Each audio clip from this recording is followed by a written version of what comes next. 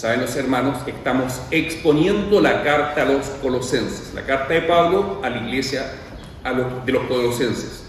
Colosenses capítulo 2, del 13 al 15.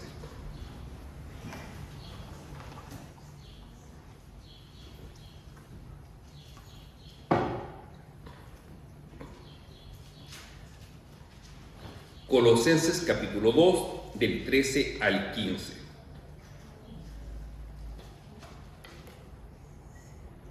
¿Lo encontraron? Colosenses 2, del 13 al 15. Vamos a leer. Dice: y a vosotros, estando muertos en pecados y en la incircuncisión de vuestra carne, os dio vida juntamente con él, perdonándoos todos los pecados, anulando el acta de los decretos que había contra nosotros, que nos era contraria, quitándola de en medio y clavándola en la cruz. Y despojando a los principados y a las potestades, los exhibió públicamente, triunfando sobre ellos en la cruz. Les invito a orar. Señor, acá estamos delante de ti, necesitados de ti. Por lo tanto, te rogamos que tu bendición sea amplia sobre cada persona y sobre cada hermano que va a escuchar este mensaje. Que tu Espíritu Santo nos pueda guiar, nos dé claridad en nuestras mentes y que tu palabra pueda quedar impregnada en nuestros corazones. Te lo pido, Padre, en el nombre de nuestro Señor Jesucristo. Amén. Amén. Quisiera comenzar contándoles una historia que viví personalmente en mi infancia, cuando tenía 10 años y estaba en quinto básico. Sucede que yo siempre fui buen alumno del colegio, siempre tenía buenas notas. De hecho, mi madre, que era muy severa, muy estricta, me tenía prohibido sacarme menos de un 6. Si yo me sacaba alguna vez menos de un 6, sabía que iba a haber un castigo, porque mi madre era cosa seria. Bueno, lo sigue siendo de alguna forma. Entonces, yo sabía que si me sacaba menos de un 6, alguna vez iba a haber un castigo, algo malo iba a ocurrir. Y siempre, a pesar de que fui siempre buen alumno, siempre el ramo que más me costó fue matemáticas. Me costaba mucho las matemáticas. Y cuando estaba en quinto básico, me saqué por primera vez menos de un 6 y bastante menos. Me saqué un rojo, me saqué un 3,7. Y yo quedé aterrado. Estaba aterrado porque sabía cómo le digo a mi mamá que me saqué un 3,7. Y yo estaba con mucho miedo, con mucho temor. Y como vivíamos en una zona rural, en la propiedad de la parcela de al lado, habían cavado un pozo para hacer una noria para extraer agua. Y la noche anterior llovió mucho, y ese hoyo quedó lleno de agua hasta encima. Entonces yo dije, aquí está la mía. Tomé mi rueda, la rompí, hice un repollito, hice una pelotita y la tiré dentro del pozo con agua. Y ahí se sumergió y desapareció el papel. Desapareció, se extinguió la nota roja.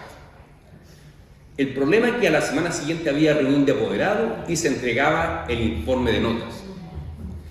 Entonces yo, aterrado, ¿qué me va a decir mi mamá cuando se entere que me saqué un rojo? Y pasé toda la semana con mucho miedo, tiritando de miedo. Ya llegó el día martes, que era la reunión de apoderados. En la noche llega mi mamá a la casa y yo aterrado. ¿Qué me va a decir? ¿Me va a tirar la oreja? ¿Me va a agarrar de la chuleta? ¿Me va a tirar? ¿O me va a dar un correazo? ¿Qué va a hacer mi mamá? Bueno, para sorpresa mía, mi mamá me dijo lo siguiente: tienes una mala nota, tienes un rojo, pero como es primera vez, no te voy a decir nada. Lo que yo voy a hacer, mañana voy a ir a hablar con la profesora para que te repita la prueba y te dé otra oportunidad. Oh, y me dio un abrazo. Oh, para mí fue un tremendo alivio, entre alivio y sorpresa. Pero, descansó mi corazón. Y claro, el otro día fue mi mamá a hablar con la profesora y la profesora, de buena forma, me dio otra oportunidad y rendí la prueba de nuevo y me fue súper bien. Así que salvé de esa. Pero ¿por qué cuento esta historia? Porque durante una semana yo estuve aterrado por lo que me iba a hacer mi madre, el castigo que me iba a dar por haberme sacado una mala nota. ¿Y por qué cuento esta historia? Porque muchas veces como cristianos estamos aterrados por lo que Dios va a hacer por los pecados, particularmente por los pecados, lo que hice en mi vida antes de conocer a Cristo, hice cosas tan malas y quedamos aterrados. Y alguien nos contó desde una mala teología que en el día del juicio final, probablemente algunos de ustedes piensen que en el día del juicio final Dios va a enrostrarnos nuestros pecados, nos va a mostrar nuestros pecados. que va a haber una especie de pantalla gigante, una tela gigante, donde todo el mundo va a ver los pecados que cometimos durante nuestra vida. Y eso también puede causar terror. Terror a lo que Dios me va a decir, al castigo de Dios, o terror a la vergüenza que voy a pasar delante de toda la humanidad, va a ver mis pecados. Pero hermano, eso es una mala teología, eso no va a ocurrir. Y el texto de hoy habla precisamente de eso. Bueno, ¿cómo llegamos acá? La semana pasada vimos como el apóstol Pablo nos advierte de no ser engañado por filosofías y huecas sutilezas que habían ingresado a la iglesia. Y eso que Pablo llama filosofías se refiere a un sistema de creencias que había ingresado a la iglesia, que se manifestaba, dijimos, de dos formas. Una, por un amor excesivo a la tradición, a seguir haciendo las cosas como siempre se habían hecho. Esa es una forma de cómo se manifiesta esta falsa y hueca filosofía, que era un engaño que había entrado en la iglesia. Y había también otra forma, dijimos, cómo se manifiesta esta filosofía falsa, que es en la búsqueda de experiencias sobrenaturales más allá de Cristo, más allá de las Escrituras. Tanto así que habían personas en la iglesia de Colosas que adoraban a los ángeles, lo que claramente es un error. Pero la próxima semana vamos a ver cómo el texto Pablo profundiza más en esos aspectos de cómo se manifiesta esa filosofía hueca, como le llama él. Y así, avanzando, dijimos también que Pablo habla que fuimos circuncidados por medio de Cristo. Y dijimos que esta circuncisión no se refiere a un acto físico, como en los tiempos del Antiguo Testamento, sino que es un acto espiritual, la circuncisión interna que operó Cristo en nosotros al experimentar la conversión a Jesucristo. Y dijimos que esa circuncisión, que es representada actualmente por el bautismo, representa el despojarnos del viejo hombre y vivir una nueva vida en Cristo. Entonces, en un sentido espiritual, la circuncisión operada por Cristo en nosotros representa ese cambio de vida en nosotros. Y entonces, el texto de la semana pasada termina hablando de eso, Pablo, de la circuncisión que operó Cristo en nosotros. Pero ahora cambia la palabra en el versículo 13. Acá habla de otra palabra, habla de incircuncisión, lo opuesto a la circuncisión. Y miren cómo parte el versículo 13. Y a vosotros, estando muertos en pecado y en la incircuncisión de vuestra carne, os dio vida juntamente con él. Le está hablando, dice, a vosotros, a ustedes, a nosotros. ¿Quiénes son ustedes? La iglesia de Cristo. Todo creyente auténtico en el Señor Jesucristo es la iglesia de Cristo. Y esta era nuestra realidad en el pasado. Aquí Pablo está graficando nuestra situación antes de nuestra conversión a Cristo, dice, y a vosotros estando muertos en pecados, es decir, antes de conocer al Señor Jesucristo, cada uno de nosotros estaba muerto en pecado, como dice Efesios 2:1, muerto en delitos y pecados. Ahora alguien puede preguntarse, ¿cómo me pueden decir que yo estaba muerto si yo estoy aquí vivo? Nunca he muerto. Está hablando el texto de una muerte espiritual. ¿Qué significa estar muerto espiritualmente? Significa que no tienes comunión con Dios, que vives gobernado por el pecado. Tu vida está gobernada por el pecado. Esa es la realidad de toda persona que no ha rendido su vida a Jesucristo. Está ciega, está muerta espiritualmente. La persona piensa que vive, pero en realidad está en un mundo de tinieblas. Está completamente cegada por el pecado. Esa es la situación de toda persona que no ha rendido su vida a Jesucristo. Así lo dice la palabra de Dios. Está completamente muerto. No es hijo de Dios.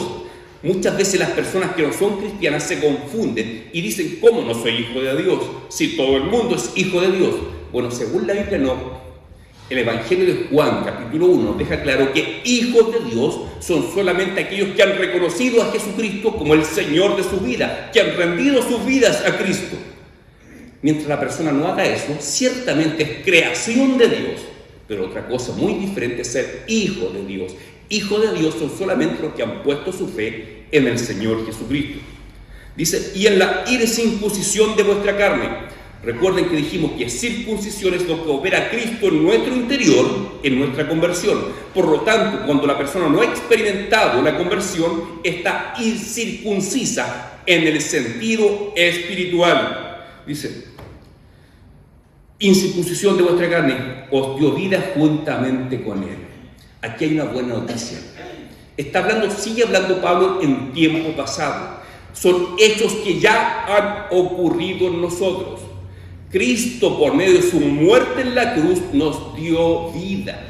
Y esa vida se aplica a nuestra vida en el momento que venimos a Cristo. Por lo tanto, ya no estamos muertos en delitos y pecados, sino que todo creyente en Jesucristo ahora está vivo espiritualmente. Ahora tiene comunión con Dios. Ahora tiene una relación de paz para con Dios. Dios ya no está airado con nosotros, sino que su amor y su gracia está siempre extendida. Su trono de gracia está siempre extendido hacia nosotros, a los creyentes. Dice, os dio vida juntamente con Él, perdonando todos los pecados. Es decir, hermano, si tu vida está anclada en Cristo, si tú de todo corazón has creído en Jesucristo, el Señor ha perdonado todos tus pecados. Y alguien puede decir, bueno, ¿será que Dios me perdonó los pecados que voy a cometer el día de mañana? ¿Se han pensado eso? Haz el siguiente examen mental para responder esa pregunta. Pregunta, ¿cuándo Cristo pagó por tus pecados? ¿En qué momento Jesús recibió el castigo por tus pecados? En la cruz, cuando experimentó la muerte en la cruz. ¿Cuándo ocurrió ese hecho histórico? Hace ya más de 2000 años. Bueno, si tú puedes decir que Cristo murió por tus pecados, hazte la siguiente pregunta. En el momento que Cristo murió por ti, hace más de 2000 años, ¿tus pecados eran pasados, eran presentes o eran futuros? Si tú aún no nacías y tú dices, Cristo murió por mí para perdonar mis pecados, pero tú todavía no existías, todavía no practicabas el pecado. Y sin embargo, Cristo murió por tus pecados cuando todos tus pecados eran futuros. Así que cuando Cristo murió para cubrir todos tus pecados. Él vio toda tu vida, vio todos nuestros pecados y aún así dio la vida por nosotros. Así que Cristo murió en la cruz por todos tus pecados, para cubrir todos tus pecados, hermano. Todos tus pecados, incluso los futuros, están cubiertos por el sacrificio de Cristo en la cruz. Esto no significa que tenemos ahora licencia para pecar y decir, bueno, Cristo ya murió por mis pecados, ya me perdonó, entonces ahora yo puedo vivir como quiera. No, no significa eso. Es todo lo contrario. Cuando Cristo vino a tu vida, el Espíritu Santo te convenció de pecado. Y cuando tú recibes ese convencimiento de pecado, el Espíritu Santo que empieza a obrar en ti, te conduce hacia la santidad. Te conduce a alejarte del pecado. ¿Y qué es pecado? El pecado es toda desobediencia a los mandamientos de Dios. ¿Tú desobedeces los mandatos de Dios? ¿Hoy día has quebrantado algún mandamiento de Dios? Para ser sinceros, si tenemos que ser sinceros, a diario quebrantamos, desobedecemos los mandatos de Dios, ya sea de hecho, de pensamiento o de omisión, por dejar de hacer lo que corresponde hacer. A diario uno peca, es decir, desobedece los mandamientos de Dios. Pero la diferencia es que el cristiano, como el Espíritu Santo habita en el creyente, continuamente el Espíritu Santo lo convence del pecado, lo guía al arrepentimiento y lo impulsa al cristiano, lo motiva para alejarse del pecado con el poder del Espíritu Santo y vivir una vida en santidad que glorifique a Dios. Si tú no te alejas del pecado, el Señor no te va a usar. Pero mientras más cultivas una vida de temor a Dios, de santidad, en obediencia a las Escrituras, Dios más te puede usar. Porque el Señor aborrece el pecado. Entonces, si hay pecado en nuestra vida, eso no le va a agradar a Dios. De hecho, el profeta Isaías dice que nuestros pecados han hecho que Dios no escuche nuestras oraciones. Es decir, el pecado en nuestra vida daña nuestra comunión con Dios. Y si tú eres un verdadero cristiano, vas a buscar al Señor y vas a clamar por misericordia para que el Señor te ayude a alejarte del pecado. Así que si alguien toma esta actitud y dice, bueno, Cristo ya murió por mi pecado, por lo tanto no importa cuánto pueda pecar hoy en día, da lo mismo. Si alguien llega a tomar esa actitud, lo único que está reflejando esa persona es que jamás se convirtió a Cristo, que sigue estando en tinieblas, que sigue siendo un hijo de Satanás, todavía no es hijo de Dios. Porque el verdadero hijo de Dios va a decir: yo quiero dejar el pecado, quiero dejar de pecar. Es verdad que nunca vamos a experimentar una santidad plena, que jamás pequemos en nada. Eso lo vamos a experimentar solamente cuando nuestros cuerpos sean transformados en cuerpos gloriosos en la segunda venida de nuestro Señor Jesucristo. Pero mientras tanto estamos en una lucha diaria y ardua. Estamos en guerra espiritual, en guerra contra el pecado. Y si tú eres verdadero hijo de Dios y vas a clamar a Dios para que te ayude en esta guerra contra el pecado, y el Señor te va a ayudar. Así que el hecho de que todos nuestros pecados hayan sido perdonados de una vez por todas, eso no significa que ahora vamos a perseverar en el pecado. Significa todo lo contrario. Vamos a buscar vivir una vida en obediencia a los mandamientos de Dios. Y mira cómo continúa el versículo 14. Dice: anulando el acta de los decretos que había contra nosotros, que nos era contraria. Esta acta de decretos equivale, como decir hoy en día, a un documento que tiene escrito cosas en contra nuestra. Podemos compararlo con lo siguiente. Existe hoy en día en Chile el famoso boletín de DICOM. Si yo tengo deuda y no pago, me voy a DICOM, y DICOM saca un informe que me dice que soy deudor, y eso me causa serias dificultades. Puede causarme dificultades para conseguir trabajo o para conseguir un crédito en un banco. Cualquier facilidad que me puede dar un banco se cierran al tener DICOM, ¿cierto? Usted lo sabe. Entonces DICOM es un documento que nos es contrario, que habla mal de nosotros, que somos malos pagadores. Así, cuando dice un acta de decreto que nos era contraria, piensa, por ejemplo, en un boletín de DICOM, que tiene información acerca de ti y es contraria a ti y te juega en contra. Otra comparación podemos hacer con el famoso certificado de antecedentes que da el registro civil. Ustedes saben, en el certificado de antecedentes aparece si alguien ha sido condenado por delitos penales o por violencia intrafamiliar, aparecen los antecedentes en ese certificado. Si alguien lamentablemente recibió una denuncia por violencia doméstica e intrafamiliar, eso se va a reflejar en su certificado de antecedentes. Y ese certificado también te va a jugar en contra para muchos temas, por ejemplo, para conseguir trabajo. Entonces, ahí tienes dos ejemplos de documentos con escrituras que no son contrarias, como DICOM o el certificado de antecedentes. Bueno, metafóricamente hablando, Dios tenía o tiene un documento donde está escrito nuestra hoja de vida con todos nuestros pecados, como el cuaderno de anotaciones en el colegio, donde todas las anotaciones y de las observaciones negativas generalmente llegan a un cuaderno. También hay posibilidad, pero pensemos en lo negativo. Ese documento, metafóricamente hablando, no es que Dios tenga un cuaderno y lo va escribiendo con nuestros pecados, pero para entenderlo espiritualmente, Dios tiene claro todos los pecados que hemos cometido en nuestra vida. Y esa acta es contraria para todo ser humano. Porque, como dice Romanos 3, no hay justo ni aún uno solo, no hay quien haga lo bueno, no hay quien busque a Dios. Por lo tanto, todos tenemos un acta que nos es contraria. Y según el Señor Jesucristo, Mateo 6, el Sermón del Monte, dice: cualquiera que llame fato a su hermano, o de decirle imbécil, estúpido a un hermano, dice, ya es digno de las llamas del infierno. Es decir, en las palabras del Señor Jesucristo, cualquier pecado, por más pequeño que sea, ya nos hace merecedores del infierno eterno. Así que todos tenemos un documento o un acta de decreto que nos es contraria, que habla mal de nosotros, que refleja lo que realmente somos, que somos pecadores. Ahora, ¿qué hizo Cristo con ese documento, con esa acta de decreto? Dice, anulando el acta de los decretos que había contra nosotros, que nos era contraria, quitándola en medio y clavándola en la cruz.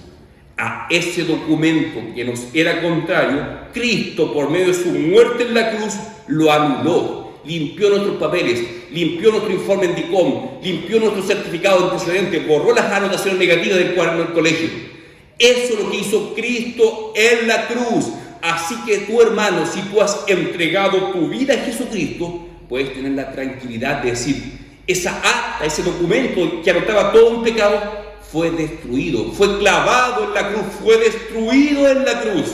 Así que cuando hables de la cruz de Cristo, recuerda que en la cruz de Cristo el Señor destruyó esa acta que registraba todos tus pecados. De esa forma se lleva a cabo el perdón de todos nuestros pecados. Pregunto nuevamente, ¿qué pecados fueron borrados de esa acta? ¿Solamente los que cometiste antes de conocer a Cristo? ¿O todos los pecados que ibas a cometer en tu vida? Absolutamente todos. Todos los pecados fueron borrados de esa lista, no por tu mérito propio, sino que por la obra de Jesucristo en la cruz. Jesucristo, cuando murió en la cruz, experimentó un tormento tan grande, mucho más allá que el tormento físico de los latigazos, de la corona de espinas o de los flechazos. El tormento más grande que él experimentó en la cruz recibió la ira de Dios el Padre, que había contra nosotros los pecadores. Esa ira la recibió Cristo mismo en la cruz, y en ese momento él destruyó el acta de decretos que nos era contraria. Es con lo que yo hice con la prueba, la arrojé a un pozo con agua y se deshizo. Claro, el problema es que mi mamá se iba a enterar igual, pero no es así con Dios. Dios eliminó esa acta de decreto y nunca más nos va a enrostrar nuestros pecados, porque su Hijo Jesucristo ya destruyó ese documento en la cruz. Y avanzamos. Y despojando a los principados y a la potestad, los exhibió públicamente, triunfando sobre ellos en la cruz. Acá vemos que la obra de Cristo, en un sentido, fue destruir esa acta de decreto, pagó por nuestros pecados, ganó el perdón por nuestros pecados, en un aspecto, pero también en la cruz tiene otro aspecto adicional. Es decir, la obra de Cristo en la cruz es muy amplia. No daría, por supuesto, ni un sermón ni un estudio bíblico para hablar de cuán amplia es la obra de Cristo en la cruz. Acá se refiere a un segundo elemento del apóstol Pablo. Dice, despojando a los principados y a las potestades. La expresión principados y potestades es un lenguaje que utiliza Pablo en Efesios capítulo 6 para referirse a los enemigos espirituales de la iglesia, es decir, Satanás y los demonios, todos los espíritus malignos. En la cruz Cristo los despojó. ¿Los despojó de qué? Los despojó de su autoridad, de su radio de acción. No significa que los espíritus malignos hoy en día no pueden hacer daño, ciertamente lo hacen, pero su radio de acción fue limitado por la obra de Cristo en la cruz, fueron atados por Cristo en la cruz. Cuando estudiamos el libro del profeta Daniel, vemos que un ángel del Señor tuvo que luchar con el llamado príncipe de Persia, príncipe principado, acá se refiere como principado. Ese era un demonio que estaba sobre los cielos de aquella zona donde ese ángel fue enviado. Es decir, antes de la crucifixión de Cristo, los demonios tenían una capacidad de acción mucho mayor que hoy en día. Hoy en día ya no la tienen porque fueron despojados de ese poder por Cristo en la cruz. Piénsalo de la siguiente forma. Tú tienes una casa con un patio muy grande y tu patio está cercado por muralla. Nadie puede entrar a tu patio, a tu casa. Y tú tienes un perro muy bravo en tu casa. Que ese perro está dispuesto a morder a cualquiera que entre al patio, que no sea de tu familia. Entonces el perro se mueve con libertad por todo el patio y puede morder a quien quiera. Así eran los demonios, así operaban los demonios y Satanás antes de la cruz de Cristo. Tenían libertad para moverse por todo el mundo y para manifestarse de distintas formas. Por eso todas las culturas antiguas adoran a supuestos dioses que descendieron del cielo y hacen imágenes y diseños, porque lo más probable es que Satanás se manifestaba a ellos. Es decir, tenía mucho más libertad para actuar antes de la crucifixión de Cristo. Pero volviendo al ejemplo del patio y el perro, suponte que un día el dueño de casa decide amarrar a su perro. Le pone un collar, una correa. El perro solamente puede moverse a 2 metros de donde está amarrado. Si alguien entra, un desconocido al patio, y se acerca el perro va a morder igual. Pero ya no tiene el mismo campo de acción que tenía antes, está reducido a 2 metros. ¿Entiende la diferencia? Cuando el perro tiene la libertad para moverse por todo el patio cuando está amarrado. Así es la obra de Cristo en la cruz con respecto a Satanás y los demonios. Los ató, es decir, redujo su campo de acción notoriamente. Así que Satanás y los demonios ahora están atados, están limitados por la obra de Cristo en la cruz. Por eso es que el enemigo no puede impedir que el Evangelio sea predicado en todo el mundo. No puede impedir que el reino de Dios avance. Y según dice el libro de Apocalipsis, hacia el final del tiempo, cuando falte muy poco para la segunda venida de Cristo, va a ser soltado nuevamente y va a operar como operaba antes de la crucifixión de Cristo. Pero mientras tanto, él está atado, está limitado su radio de acción. ¿Por qué? Por lo que describe acá Pablo: despojando a los principados y a las potestades, los exhibió públicamente, triunfando sobre ellos en la cruz. Me gusta cómo traduce acá la Biblia de las Américas. Dice: hizo de ellos un espectáculo público.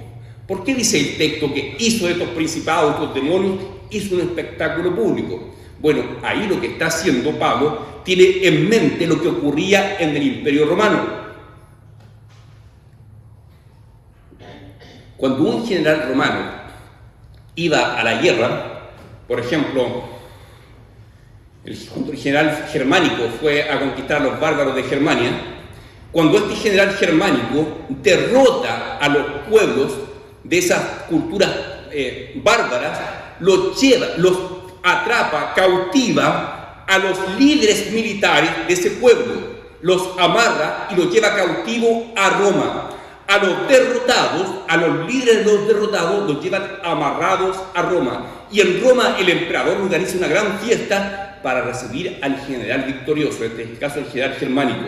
Y entonces reúne a todo el pueblo y hace una procesión. Y por la procesión desfilan los derrotados, los generales, los líderes militares y el rey del pueblo que fue derrotado. Los humillan públicamente, los exhiben públicamente, hacen un espectáculo público de los derrotados.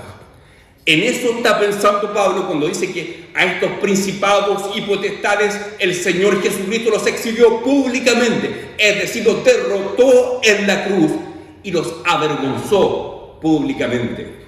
El triunfo de Cristo en la cruz es público, lo vieron mucha gente de forma pública.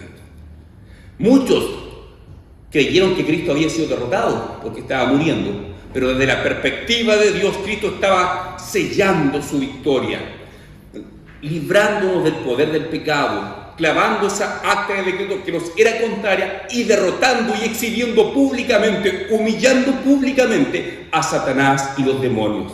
A eso apunta acá el texto. Así que la obra de Cristo es amplia. Acá habla de esos dos aspectos: del triunfo sobre Satanás y los demonios y cómo nos libra del pecado. Así que, hermanos, si tú estás en Cristo, todos tus pecados han sido perdonados. Por eso es tan importante que cada cristiano pueda dar testimonio de su conversión personal. Y cuando digo que dé testimonio, no me refiero a que necesariamente tenga que recordarse de qué día y hora entregó su vida a Cristo. No, lo importante es que tú puedas dar testimonio que tu vida fue cambiada, que tu vida no es la misma con Cristo que sin Cristo. Alguien puede decir: sí, yo conozco una persona que cuenta un testimonio que antes de conocer a Cristo fue un criminal, fue un ladrón, fue un asesino, fue lo peor, y ahora su vida cambió. Pero yo digo: ¿y qué testimonio puedo contar yo? Bueno, ¿sabes qué? Uno puede haber sido peor que un criminal sin haber cometido un crimen como eso. Hay algo peor: cuando las personas sin Cristo se consideran a sí mismos buenos, se consideran a sí mismos buenas personas. Y hay personas que piensan: si yo me muero, ¿por qué me voy al infierno? Si yo no le hago mal a nadie, no le hago daño a nadie, ¿por qué Dios me va a castigar? No, Dios me va a recibir en el cielo. Por las personas que así piensan, están más engañadas que el criminal, porque se consideran a sí mismos buenos y piensan que por su bondad Dios los tiene que rescatar, los tiene que salvar. Así que, si alguien no ha sido criminal, lo más probable es que antes de convertirse a Cristo, como no era consciente de sus pecados, se consideraba a sí mismo una buena persona.